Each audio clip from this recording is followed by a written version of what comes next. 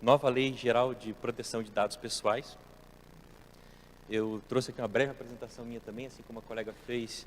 Eu também sou advogado, eu trabalhei 15 anos antes com tecnologia no Banco Itaú. E como toda pessoa que tem problema na vida, eu fui fazer direito. E aí quando eu fiz direito, foi natural para mim eu tentar unir as duas coisas, e isso virou o direito digital na minha vida, e eu trabalho especificamente com isso. Nosso escritório é um escritório de direito digital e direito robótico também, que é justamente a área do direito que vai tratar de inteligência artificial, né, e robôs. Então tem muito projeto interessante nessa área, disruptivos, como a doutora colocou, e além dessa atuação como advogado, também sou docente, e queria compartilhar com vocês, eu tenho 4 obras publicadas com nossos colegas também. Fica aqui a sugestão para vocês, de repente, terem acesso depois: Direito das Novas Tecnologias, Startups e Inovação, editora Manoli, Constituição e Novos Direitos, e o Princípio da Dignidade Humana. Todos esses falando sobre direito digital. Então, eu também só queria comentar, antes de começar o assunto, que aqui em Curitiba, nós entendemos e vimos a necessidade de criar um Instituto de Direito Digital e Robótico do Paraná. Então, esse instituto já está criado, eu sou o presidente, e o nosso instituto, ele não é composto só de juristas. Nós elaboramos o nosso estatuto já para trazer pessoas de tecnologia também. Então, se você é de tecnologia ou é da área jurista, você é muito bem-vindo para compor esse instituto, para a gente divulgar e alavancar esse assunto, tá bom?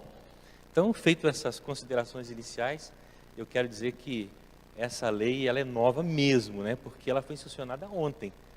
Ontem está aí o nosso querido presidente Michel Temer, né? Nessa foto brilhante dele assinando, fazendo a assinatura, sancionando. Essa lei foi sancionada ontem por ele com alguns votos. Eu vou falar sobre isso daqui a pouco, com alguns vetos. Alguns eram esperados, outros não. Mas tudo isso tem muita relevância para o universo das fintechs, porque são os nossos dados que estão ali. E para vocês terem ideia, na última sexta-feira agora, nós recebemos um acionamento de um laboratório, um grande laboratório aqui de Curitiba, que faz exames de vários tipos de doenças graves aqui de Curitiba e da região. E chegaram todo mundo para trabalhar de manhã, ligaram os computadores deram aquela mensagem que todos os dados tinham sido criptografados, né? Aquele vírus ransomware que dá aquela mensagem pedindo um resgate dos dados em bitcoins. E aí, gente, é aquele desespero, porque os dados se perderam, né? E o rapaz da TI, o que ele fez? Ele fazia backup, mas o backup estava plugado no servidor, né? Então, o backup também foi criptografado e sequestrado também, né? Tomara que ele encontre um emprego rapidamente, né? Mas ele né, deixou a empresa nesse cenário. Então, imaginem vocês se esses dados com enfermidades, questões sensíveis, né, que podem ser levadas para seguro de vida e uma série de outros planos de saúde, tudo isso constitucionalmente direito meu, querer saber se eu quero divulgar ou não. Então, toda essa discussão vem de encontro a essa lei, tá bom? As notícias são boas. Separei algumas notícias para mostrar para vocês que o mercado e os atores desse universo têm entendido assim: a novidade é boa. Aliás, antes disso, queria mostrar para vocês, a ação do Banco Inter cai mais de 10% após vazamento de dados. O Banco Inter é uma fintech, acho que a maioria de vocês conhecem, mas Alan, o Banco Inter negou tudo, né? Eu sabia que vocês iam dizer isso, então eu trouxe para vocês aqui, o Ministério Público já abriu uma ação contra esse Banco Inter e pediu indenização por conta do vazamento de dados. E sabendo que vocês iam falar assim, mas poxa, o Banco Inter negou todo esse vazamento. E, infelizmente, essa prática é muito comum no Brasil. As empresas, em geral, elas vêm a público e negam veementemente tudo aquilo que foi dito. Agora, vejam só como que o promotor de justiça, o Frederico Memberg, se manifestou e disse algo que eu achei muito interessante compartilhar com vocês. Ele diz assim: as tentativas de encobrir o incidente de segurança promovidas pelo Banco Inter geraram prejuízos morais e insegurança aos clientes, aos não clientes, aos investidores, aos acionistas, ao ecossistema de fintechs, as startups brasileiras de dados, bem como na confiabilidade da migração dos serviços de processamento, armazenamento e de computação em nuvem das instituições financeiras. Vejam como ele teve uma visão ampla de como um vazamento de dados, a gente pode impactar uma série de atores desse ecossistema. Então, todos nós aqui estamos envolvidos nesse cenário de vazamento de dados, até porque não é novidade para vocês, o Facebook teve, desde o ano passado, aí, ele vem sofrendo notícias de vazamento, né, envolvendo até a eleição do Trump, essa questão toda que vocês têm acompanhado. A Netshoes, né, vazaram mais de 2 milhões de clientes tiveram seus dados vazados, e o mais terrível de todos, o que gera pânico geral, e alguns aqui vão ficar assustados, é que teve vazamento no Tinder, né? Então, esse aqui é o mais perigoso de todos, o pessoal fica preocupado. Então, foram milhares de fotos de usuários do Tinder. Foi só uma contextualização que eu quis trazer para vocês. Então, a nossa missão é: prepare-se para a nova lei brasileira de proteção de dados. Essa é a nossa missão aqui. Em breve resumo, vou falar para vocês. Como eu dizia, as notícias são boas. Olha só, mais proteção nos dados pessoais, ou seja, essa lei contribuirá para evitar o abuso de dados. Época Negócio, nova lei coloca o Brasil na vanguarda da proteção de dados. Se você se lembra, em 2014 nós tivemos a sanção do Marco Civil da Internet, que é chamada a Constituição da Internet no Brasil. E o Brasil já era dito naquela época como um estado de vanguarda, né, no cenário internacional. E mais uma vez nosso país aí vem colocar mais uma legislação nesse cenário. Varejo comemora a aprovação da Lei Brasileira de Proteção de Dados.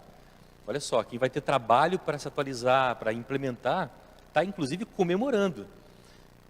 Correio da Bahia, empresas devem prever a proteção de dados desde o início de projetos. Então, de maneira bem prática, o que eu quero compartilhar com vocês?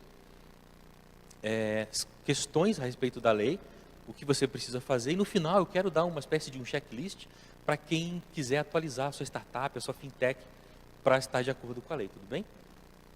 Antes de entrar na lei brasileira, eu queria fazer um breve apanhado da GDPR, que é a General Data Protection Regulation, da Europa, porque ela entrou em vigor dia 25 de maio desse ano, né? Faz pouco tempo que ela entrou em vigor, dia 25 de maio.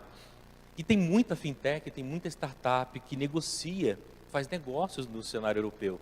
Então, Alan, se eu negocio com o pessoal, eu preciso me preocupar? Sim, você precisa se preocupar, porque, gente, as multas são pesadas. As multas são para quebrar uma empresa. Então, você precisa saber isso aqui. Dezenas de queixas sobre proteção de dados foram apresentadas na União Europeia desde 25 de maio. Ou seja, eles tiveram 2 anos quase para se preparar e não se prepararam. E quando a lei entrou em vigor, essas empresas tiveram uma série de reclamações. E, gente, eu não acredito que no Brasil vai ser diferente, né? Nós vamos ter aí 18 meses pela frente para que as empresas se preparem. E eu não duvido que o brasileiro que gosta de deixar para a última hora, né? A gente não vai ter gente aí na última hora tentando se adequar. Mas vamos em frente. Novas regras europeias de proteção de dados afetam o negócio no Brasil. Então, para mostrar que mesmo que você não negocie, você tem influência aqui no Brasil. Espanha multa o WhatsApp e Facebook por uso de dados. As multas foram de 300 mil para cada um desses. Pesquisa mostra que 83% das empresas não estão preparadas para a adoção da lei de proteção de dados GDPR. Mais uma vez, né? Elas tiveram todo esse tempo para se preparar e ela entrou em vigor e elas não estavam adequadas. E para terminar, Facebook e GDPR inflamam o debate sobre privacidade de dados. Isso veio para o Brasil de maneira muito forte. E o que aconteceu foi que essa nova lei pressionou o Brasil para regular, porque negócios ficam prejudicados, né? Como é que eu vou, uma empresa europeia, eu vou fazer negócio com uma empresa do Brasil, se vocês não estão preocupados com os seus dados? Então agora voltamos a ter o Brasil de novo num cenário de poder continuar tendo os negócios. Então, o que eu preciso saber sobre a GDPR, essa lei internacional da Europa?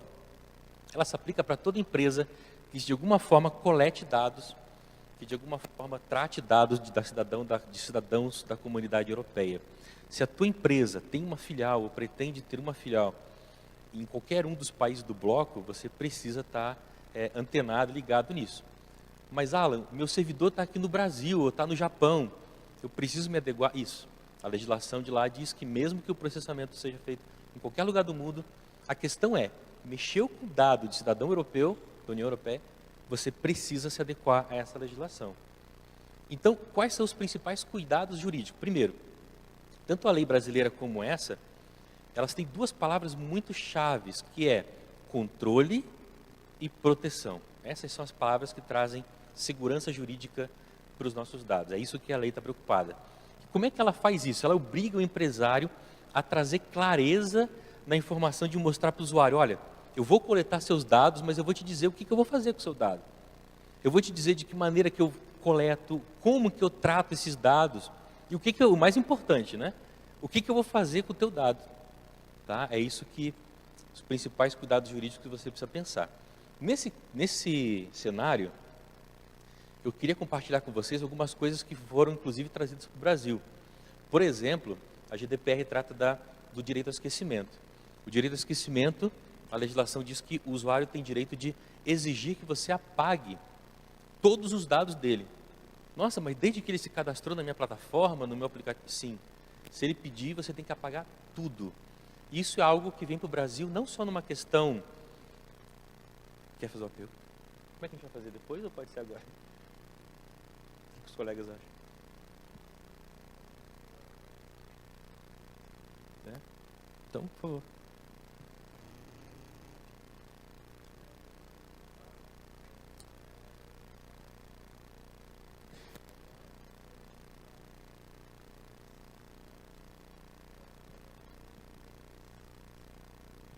Uhum. Então, o que eu tenho expresso na lei é a questão de guarda de dados. No Brasil, vou falar do Brasil, a gente tem uma legislação que coloca expresso o tempo que você tem que guardar os dados. O Marco Civil da Internet, lá no artigo 15, vai dizer que você tem que guardar, se você for um provedor de serviços, por pelo menos 6 meses. Se você for um provedor de conexão, por 1 ano. Isso você tem que guardar os dados. Se vier uma ordem judicial e aí você for requisitado acerca desses dados, você precisa, senão você vai sofrer sanções legais. Mas se você, eu acho prudente você colocar no teu termo de uso, na política de segurança, né, política de privacidade, um tempo, ainda que não esteja expresso na lei, um tempo confortável para que você não se complique e também não prometa algo para o consumidor que você não tenha capacidade técnica de cumprir, né? Então, às vezes a gente quer ser bastante eficiente para o consumidor, não, em 2 dias eu apago, mas coloque um prazo confortável para você, sabe? Tudo bem? Então, esses períodos de 6 meses e 1 ano são importantes, estão lá no Marco Civil da Internet. E a legislação fala assim, olha, você tem que apagar tudo isso, vem para o Brasil, não só na questão de dados, mas também na questão a respeito de qualquer coisa. Por exemplo, um criminoso, ele é preso e cumpre o seu período de condenação. Ou seja, quando ele termina de cumprir, ele não deve mais nada para a sociedade. Vocês concordam comigo? Só que, na internet, ele continua condenado. Porque se você bota o nome dele lá, a primeira coisa que vem é a notícia do crime. Ou seja, a internet não deixa a pessoa começar uma vida nova. Porque ela tá sempre aquilo vindo à tona. Eu atendi um colega, um advogado também, e ele fez um desafeto, o desafeto contratou uma série de pessoas, foi todo mundo para a internet, você bota o nome dele lá, vem como estelionatário, uma série de crimes assim que ele nunca cometeu. Então você consegue derrubar uma pessoa, e aí você tem que entrar com uma ação de direito ao esquecimento para que o Google não apague. A gente não consegue apagar tudo da internet, mas pelo menos desindexar e jogar lá para as páginas mais longe, para que você pelo menos tenha a chance de ter uma vida nova de novo, né? Para que você consiga ter emprego de novo. Esse assunto de direito ao esquecimento é bem interessante. Vazamento de dados. O documento fala que a empresa tem a obrigação de vir a público e falar, olha, aconteceu um vazamento. Isso tem que ser em 72 horas após a violação ser identificada. Ainda estamos falando aqui ainda da legislação europeia. Mas vejam que daqui a pouco eu vou falar do Brasil, isso influenciou muito no Brasil. Então, tem que vir a público e avisar. DPO, Data Protection Officer. Nossa, Alan, vou ter que contratar um profissional só para isso? Sim. Lá eles criaram a necessidade de você contratar uma pessoa só para cuidar de proteção de dados na empresa. Olha só a criação de empregos, geração de empregos, né? Então, ela diz o seguinte, que a empresa que tem que fazer isso é a empresa que tem um volume significativo de dados. O que é volume significativo de dados? A lei não diz também. Assim como no Brasil tem várias coisas brechas também. Consentimento expresso do usuário, e aqui eu aproveito para, não vou mais falar disso, vou falar só agora, porque no Brasil se aplica também. Sabe lá quando você vai entrar no aplicativo e você vai entrar na plataforma? Se você é um empresário ou um empreendedor que tem a sua startup, não deixe marcado já essa opção. Deixe que o usuário clique. Né? A gente chama isso de opt-in. Por quê? Porque em direito, contrato precisa de manifestação de vontade. E na hora que você clica, você manifesta aquela vontade. Então, fica uma dica bem prática para a gente aqui. Na hora de elaborar o seu projeto digital, deixe desmarcado para que ele faça essa marcação e manifeste vontade. Lá na Europa, Alan, se eu desrespeitar qualquer um, tem mais, tá? Mas eu separei os mais principais. Qual é a minha penalidade? Gente, 2% do volume total é a multa. 2% do volume total de negócios mundiais da empresa. Com valor não inferior a 10 milhões de euros. Podendo chegar a 4% do volume negocial mundial e com valor não mínimo de 20 milhões de euros para casos graves. Um valor que dá para quebrar um negócio. É bem agressiva a multa, né? Dá para quebrar um negócio. Então, checklist prático para você se adequar à sua fintech. Então, aliás, se eu preciso me preocupar, checklist. A fintech opera na União Europeia ou está envolvida na coleta de dados de cidadãos? Sim, então eu preciso me adequar à legislação europeia. A fintech tem filial em um dos países do bloco ou no Reino Unido? Sim, então eu preciso. A fintech integra um grupo econômico que opera, ou seja, sei lá, um investidor colocou dinheiro no meu negócio e eu me tornei parte do grupo. Você precisa adequar o teu termo de uso, todo o teu negócio para a GDPR. Tudo bem, gente? Vamos vir para a legislação brasileira agora, para a gente já caminhar para o final. Legislação brasileira, eu só queria compartilhar com vocês que antes de termos essa lei nova, a gente não estava completamente também desprotegido. Vejam só, falei para vocês do Marco Civil da Internet, né? A Lei 12.965, que é o Marco Civil. Ele entrou em vigor dizendo que essa chamada Constituição da Internet no Brasil, ela tem vários princípios. E um deles, olha só, lá no artigo 3º, e eu preciso compartilhar, vai ser poucos artigos para não ficar muito chato, né? Porque ficar falando de artigo é meio chato, mas eu queria mostrar para vocês, olha só, lá no inciso 2 fala de proteção de privacidade e no 3 fala de proteção de dados pessoais. Então, desde 2014, nós temos algo a respeito disso. Adiante, lá no artigo 7º fala que é direito do usuário no Brasil, estamos falando de internet, ter os seus dados pessoais não fornecidos para terceiros. Agora eu vou dar um exemplo bem prático. Imagina quando você compra um livro na Amazon. O que a Amazon faz com o seu dado? Seu nome, seu endereço completo, seu CEP.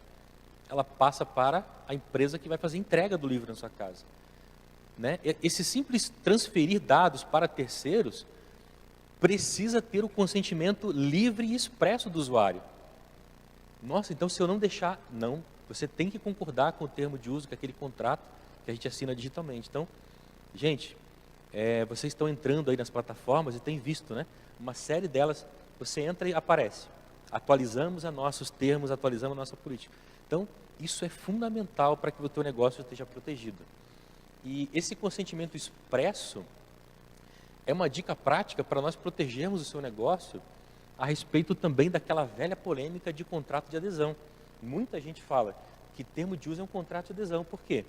Porque você não tem como negociar.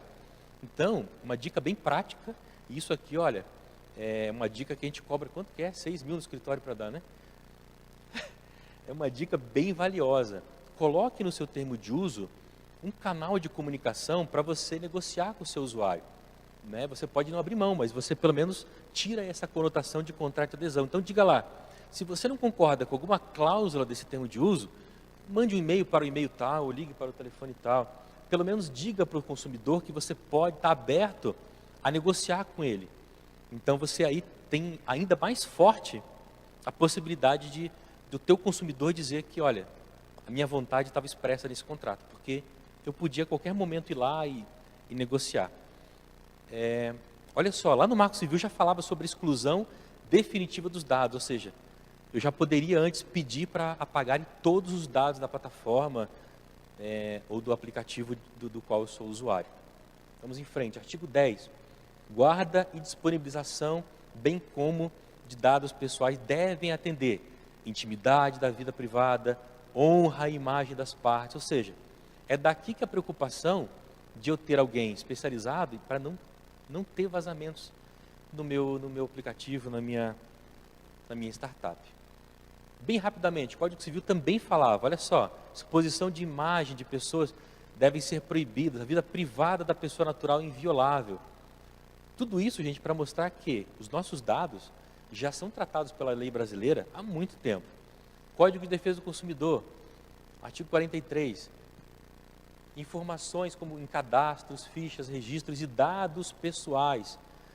Tudo isso tem que ser tratado, tem que ter exatidão nos dados, o cliente pode exigir a imediata correção. Ou seja, é bem en passant, bem de maneira superficial, mostrar para vocês que a lei já fala sobre isso há muito tempo. Tudo bem? Então, diante da apresentação da lei da Europa e diante da apresentação de que a nossa lei brasileira já falava de tudo isso, eu passo agora para a nossa nova lei de proteção de dados, que era o projeto de lei 53 de 2018, que foi sancionada ontem. Alan, o que é essa lei? O que esse projeto visava? Esse projeto quer garantir privacidade e segurança dos nossos dados pessoais. E para isso a lei traz de maneira expressa o que são dados pessoais.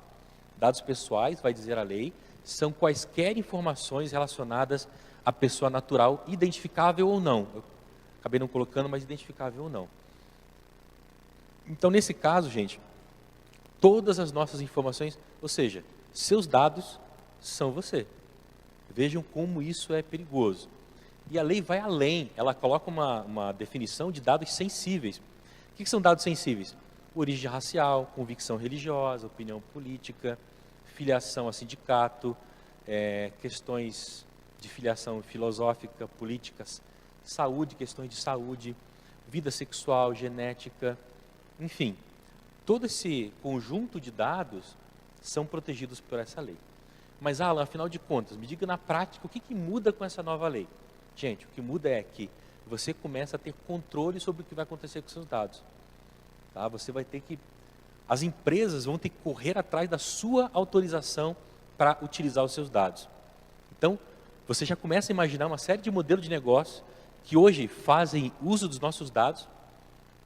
Por exemplo, o escavador. Quantas empresas a gente deixa de contratar pessoas, né, porque descobrem através de, por exemplo, o escavador ou outras plataformas, que a pessoa já entrou com processo trabalhista. Ah, você já entrou com processo trabalhista, então você é perigoso, eu não vou te contratar.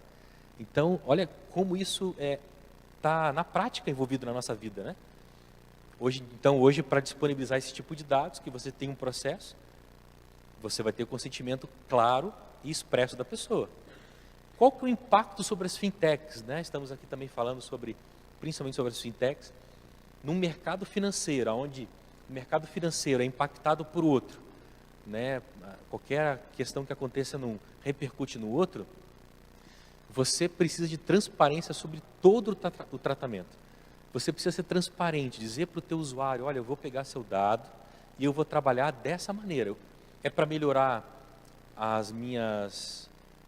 os meus estudos, é para melhorar a experiência do usuário, você tem que dar uma justificativa.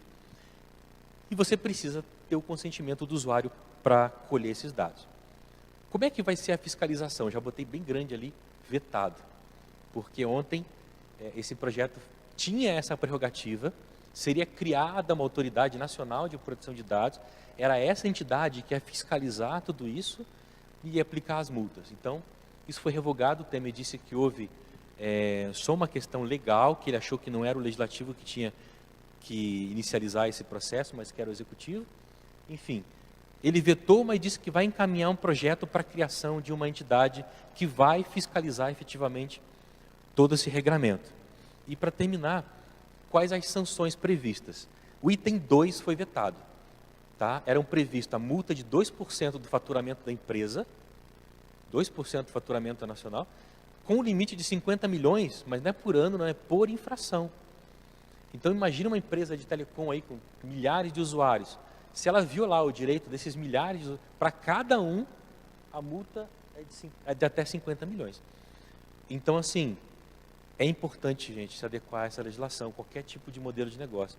O item 2 foi vetado pelo Temer, que previa você proibir a empresa de trabalhar parcialmente ou até extinguir suas atividades. Isso foi vetado por enquanto, o que muita gente vem achando uma pena nesse sentido. Bom, Alan, quando é que essa lei começa a vigorar? Ela vai começar, a gente chama de vacatio legis, ela vai começar a vigorar, depois da sua publicação, em 18 meses. Então, 1 ano e meio vão ter aí as empresas para se adequar. E, finalmente, a parte bem prática. Como é que eu preparo a minha empresa? Agora é um checklist que eu gostaria que você levasse para você se adequar a essa legislação.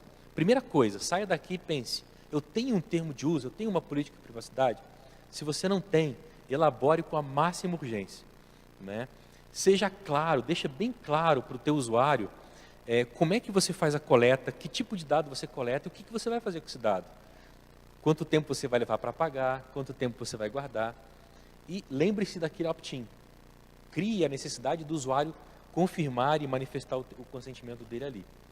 Se você já tem o termo de uso, mas vai adequar ele, tanto para a legislação europeia quanto brasileira, minha sugestão é, informe todos os usuários que você mudou. Ou seja, na primeira vez que ele logar de novo e entrar na plataforma, colha novamente a autorização dele. Fale, olha, nossos termos mudaram, dê de novo o seu aceite aqui para que... E guarde isso, tá? Você tem que pedir para o seu pessoa de TI guardar esses dados, essa autorização também. Já falei sobre a questão do e-commerce, né? Que pega o consentimento do usuário para transferir, por exemplo, para a empresa de entrega. Isso é fundamental ter esse consentimento. Quarto passo, adote controle de segurança. Não adianta você ter todo esse trabalho e você não ter como provar se você for réu em um processo, eventualmente, se você não tiver como provar que você faz armazenamento desses logs. Então, você precisa guardar os logs de incidentes e você precisa proteger o seu ambiente corporativo, por exemplo, com uma PS, uma política de segurança com um documento que você vai fazer para proteger. Então, leve essa dica também para a sua empresa. E, por último, eduque os funcionários e os clientes, ou seja, eduque mesmo, conscientize, faça palestras, faça eventos, chame ele para eventos como esse, né, para que eles entendam o prejuízo que o negócio vai ter se os dados vazarem, por exemplo. Em quinto lugar, permita o usuário a revogação do consentimento. Isso é obrigatório por lei. Na mesma medida em que eu dou o consentimento para que você colha os meus dados, a qualquer momento eu posso tirar. E aí você tem que apagar todos os dados. Então, o teu negócio, tecnicamente falando, tem que estar muito preparado para toda essa revogação também. Então, na prática, são essas as dicas. Dica final, mapeie os seus fluxos de consentimento e de tratamento para que você evite não ter esses registros e em eventual processo você não tenha como provar, né? Então, a dica final acho que se organize em respeito a essa legislação para que você tenha competitividade, que você consiga permanecer no mercado sem todos esses desafios que foram colocados para nós. Espero que tenha ficado claro e que essas dicas ajudem o negócio de vocês e eu fico à disposição aqui também com os colegas. Obrigado, gente.